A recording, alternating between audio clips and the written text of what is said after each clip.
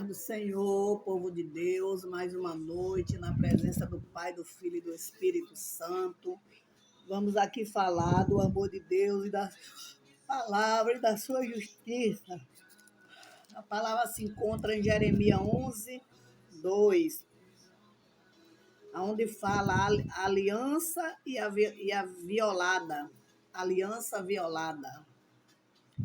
A palavra que veio a Jeremias da parte do Senhor dizendo: ouve a palavra desta aliança que falei aos homens de Judá, os habitantes de Jerusalém, dizendo-lhe: pois assim diz o Senhor Deus de Israel, maldito o homem que não escuta a palavra desta aliança, e que ordeno vossos pais no dia em que os tirei da terra do Egito, da fornalha de ferro, dizendo: dai ouvido à minha voz, e fazeis conforme tudo quanto vós mandar. Vós serei o meu povo, e eu serei o vosso Deus, para que confirme o juramento que fiz aos vossos pais.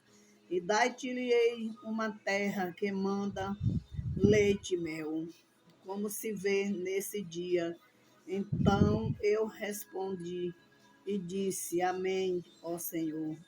E disse-me: ó Senhor, apregoai todas estas palavras na cidade de Judá, nas ruas de Jerusalém, dizendo: ouve a palavra desta aliança, cumpra-se, porque deverá advertir vossos pais no dia em que o tirei da terra do Egito, até o dia de hoje, madrugada prodigante, e dizei: dai ouvido à minha voz.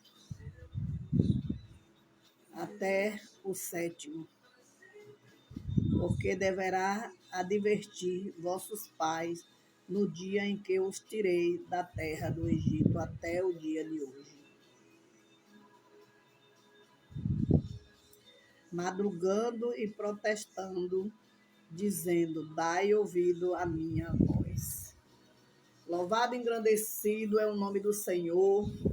Essa palavra era naquele tempo de Jeremias, que o Senhor usava Jeremias para ficar na cidade de Jerusalém, falando ao povo, até o rei ele falava. Que o Senhor estava voltando, que o Senhor tinha feito aliança com vossos pais, e que era para aquele povo dar ouvido à palavra do Senhor. Mas o povo, eles não dava ouvido. O povo não queria saber de nada daquele lugar. Eles faziam tudo aquilo que não agradava ao Senhor, principalmente o rei, e era no tempo de Nabucodonosor.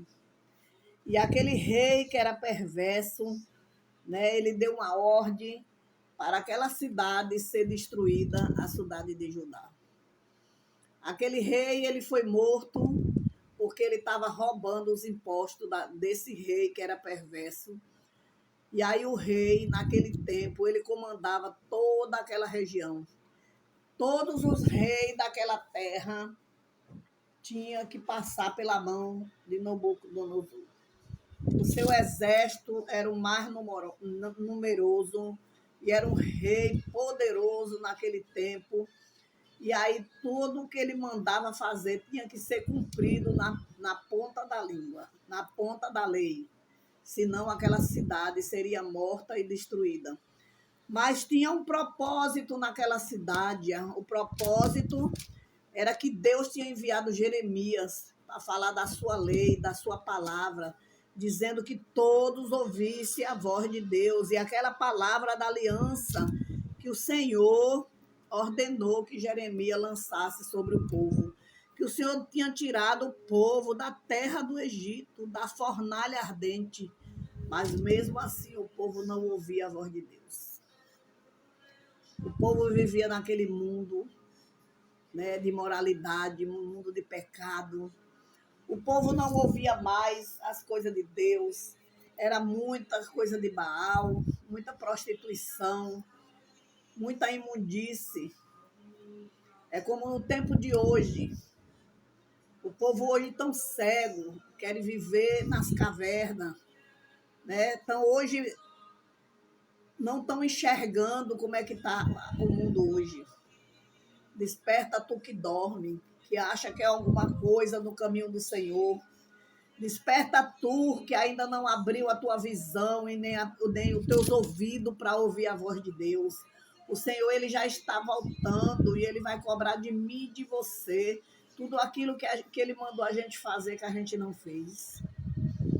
E ele disse que é para a gente obedecer a sua, para que confirme o juramento que eu fiz aos vossos pais e dar-lhe-ei uma terra que manda leite e mel. Aquele que obedeceu o Senhor, obedeceu os seus mandamentos e sair do pecado, da imundície desse mundo, da prostituição, de tanta coisa que desagrada ao Senhor, ele vai dar, né? Ele vai dar leite e mel, como ele ordenou. E o Senhor deu à sua família. E ele mandou que apregoasse a sua palavra, a palavra na cidade de Judá, mas nas ruas também de Jerusalém, dizendo: ouve a palavra desta aliança e cumpra. Ele disse: ouça a palavra da aliança e tenha o cuidado de guardar e de cumprir a palavra da lei. Né? É o que nós temos que fazer. Sei que nós estamos falhos. Não só você, como também eu sou falha, pecadora, sou cheia de erro. Mas a diferença é aquele que se humilha, pedindo a Deus que o Senhor perdoe os seus pecados, os seus erros. Só que a gente tem que fazer como aquela prostituta, que ela estava pecando e ela foi no meio daquele povo no dia que Jesus passou. E aí eles pediram que ela fosse apedrejada, que ela estava dando corno no seu marido. E o Senhor riscou um círculo da terra.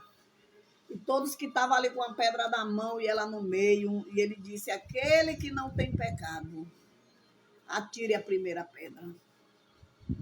E aí nenhum condenou aquela mulher, todos, um saiu de um por um. E o Senhor disse a ela: vai, nenhum dessas pessoas te condenou, mas tu vai e não pecas mais.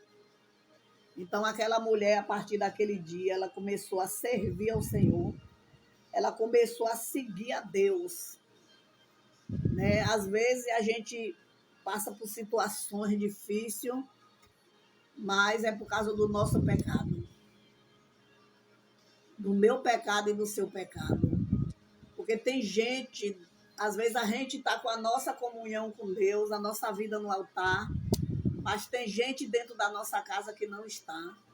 Está trazendo danos para a nossa vida, porque quer viver na prostituição, no mundo errado, né? Nas coisas, às vezes está até na presença do Senhor. Diz que está na presença, senta no banco para ouvir a palavra de Deus, mas só que Deus não quer isso. Deus quer um compromisso com Ele de espírito e verdade. O que é ter espírito e verdade? É buscar as madrugadas, é orar, é jejuar, é perdoar aqueles que te ofenderam, né? É pagar aqueles que tu deve. Quando a gente deve, a gente tem que pagar. Sabe por quê? Porque se a gente não paga, a gente está sendo ladrão, que a gente comprou e não pagou. Então, para Deus, a gente está sendo ladrão, que a gente comprou e não pagou aquele irmão que a gente estava devendo. Então, acaba trazendo para mim e para a sua vida danos. Porque o nosso Deus, ele conhece o meu e o seu coração. Né? E se você estiver fazendo as coisas certas, né? Mesmo assim, ele vai procurar um jeito de te ajudar. Mas se as coisas que Deus está vendo que não está de acordo, porque Deus diz que nós devemos gastar nosso dinheiro naquilo que é pão. Mas não podemos gastar naquilo que não é pão. a gente faz esse tipo de coisa.